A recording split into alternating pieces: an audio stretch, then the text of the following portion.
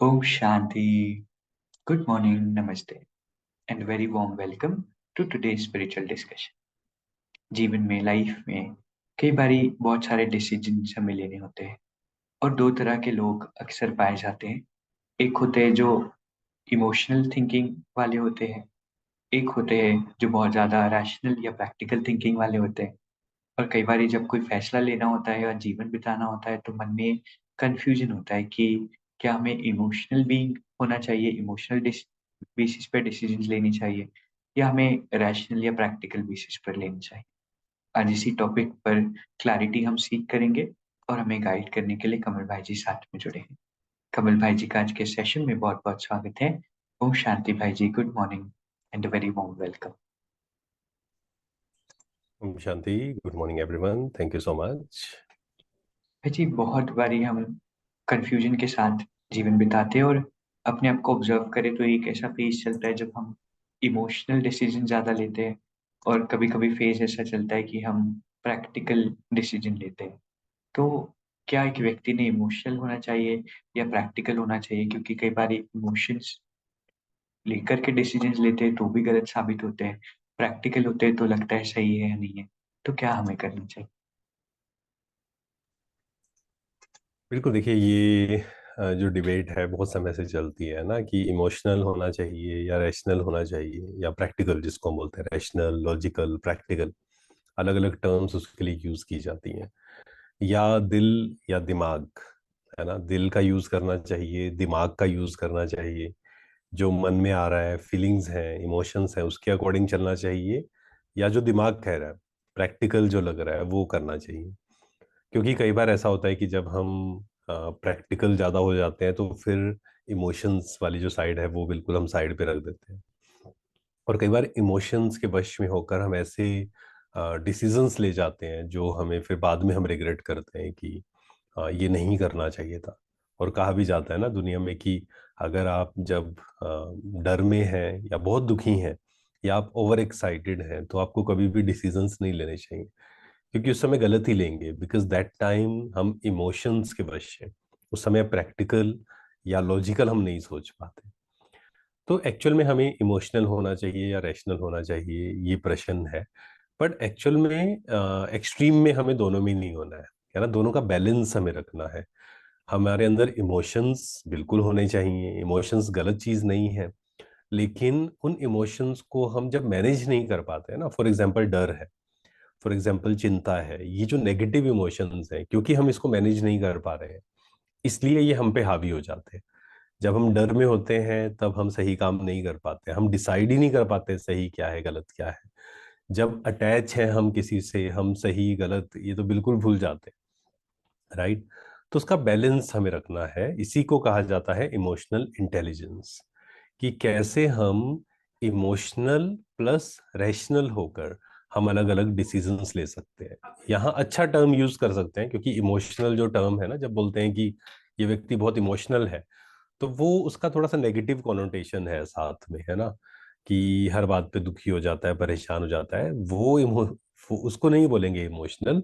यहाँ पर हम एक शब्द यूज कर सकते हैं, एम्पैथी, है ना. एम्पैथी का मतलब क्या है? जो अपने इमोशंस को समझ पाए, सामने वाले के इमोशंस को समझकर. कि सामने वाला दुखी आया है तो इसका मतलब ये नहीं कि मैं भी दुखी हो जाऊं, बट सामने वाले के दुख को समझ पाऊं कि क्यों वो परेशान है, एंड उसका सॉल्यूशन दे पाऊं, है ना. सिर्फ समझना पर्याप्त नहीं है कि हमने समझ लिया आप बहुत दुखी हैं, हम बोलते हैं हम आपके दुख को समझ सकते हैं, but that is not the solution. Solution तो निकला नहीं. हम आपके दुख को समझ सकते हैं बट आपको क्या करना चाहिए इससे बाहर निकलने के लिए, राइट. तो इसका एक बैलेंस हमें समझना है. एक्सट्रीम में जाने की जरूरत नहीं है. एंड इसके लिए जब हम खुद के साथ बैठेंगे ना, जब हम प्रेजेंट में बार बार प्रैक्टिस करेंगे रहने का, तो आप देखेंगे कि हमें समझ आना शुरू होगा कि हमें कहाँ पर बिल्कुल प्रैक्टिकल हो जाना है. क्योंकि कुछ सिचुएशंस जीवन में होंगी जहाँ पर बिल्कुल प्रैक्टिकल होना पड़ेगा, और कुछ जगह होंगी जहाँ पे हमें इमोशनल शब्द की जगह हम एक अच्छा शब्द यूज करते हैं, जहाँ पर हमें एम्पैथेटिक होना पड़ेगा, है ना. एम्पैथी अपने अंदर लेकर आनी पड़ेगी.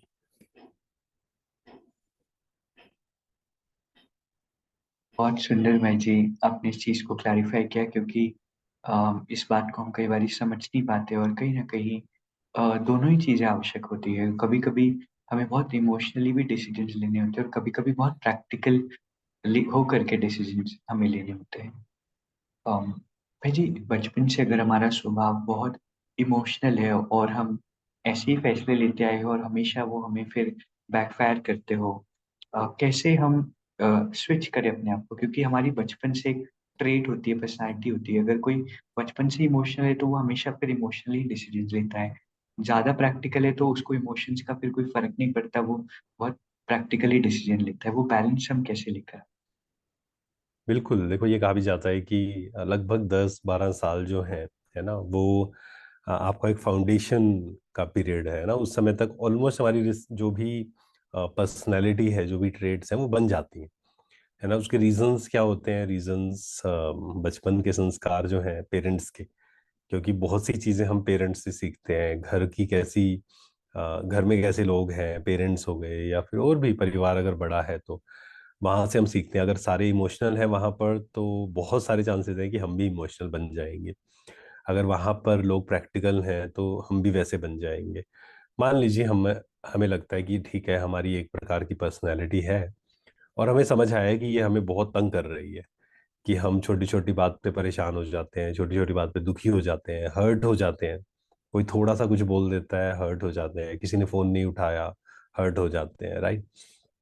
अब हमें समझ आ गया कि ये संस्कार मुझे खत्म करना है ना। मुझे किसी पर भी डिपेंडेंट नहीं होना है, किसी व्यक्ति पर।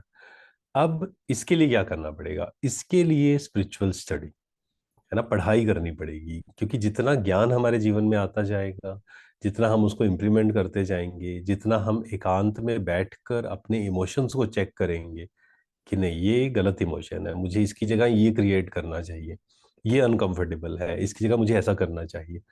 तो धीरे धीरे धीरे अपने आप को हमें बढ़ाते जाना है, एम्पावर करते जाना है। तो दो ही चीजें काम करेंगी, नॉलेज एंड मेडिटेशन, ज्ञान और योग। किसी भी चीज को हम खत्म कर सकते हैं, मतलब कोई भी पुरानी आदत है उसको भी खत्म किया जा सकता है, एंड नई संस्कार भी बनाए जा सकते हैं दो चीजों से, ज्ञान और योग से, नॉलेज एंड मेडिटेशन।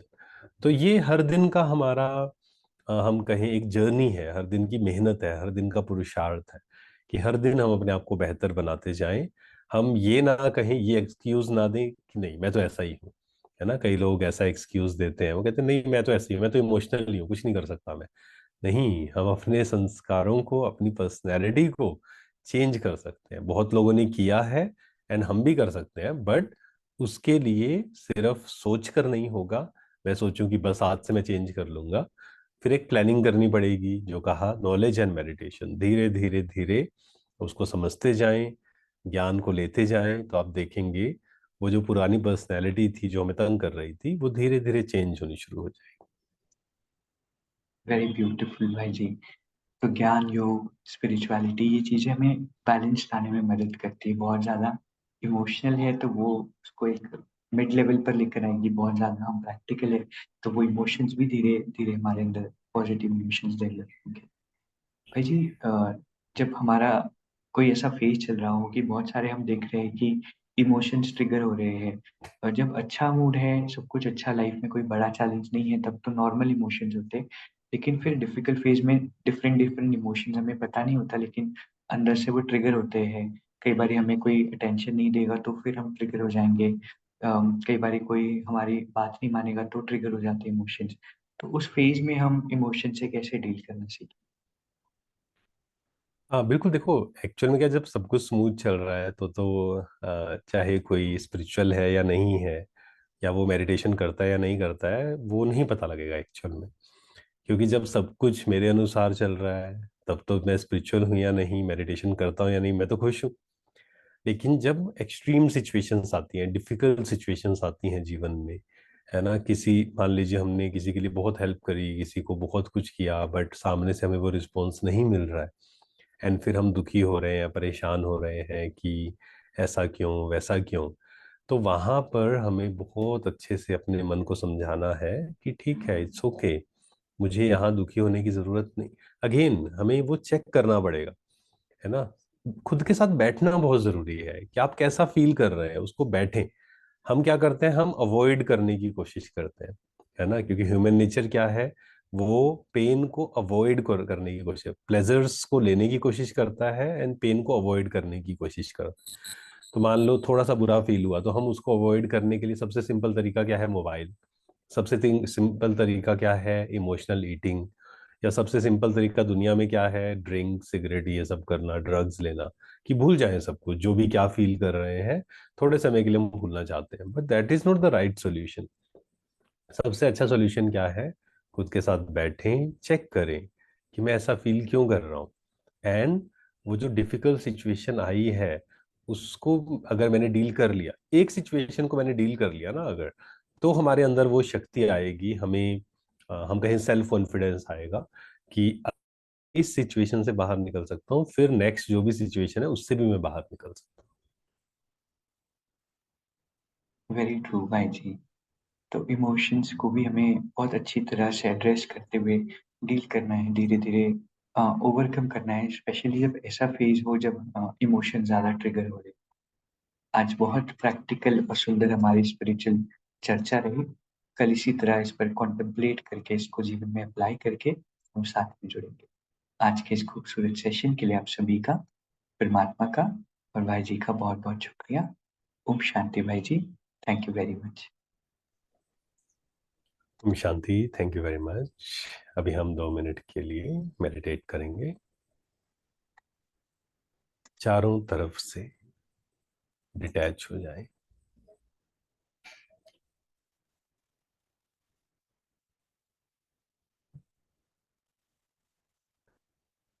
शरीर बिल्कुल एकाग्र, कोई हलचल नहीं, कोई मूवमेंट नहीं। आसपास अगर शोर है, स्वीकार करें उसको।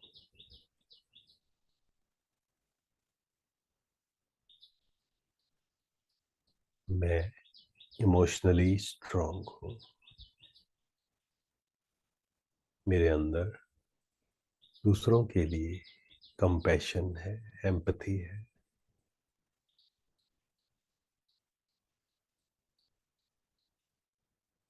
किसी की प्रॉब्लम या सफरिंग सुनकर मैं दुखी नहीं हो सकता,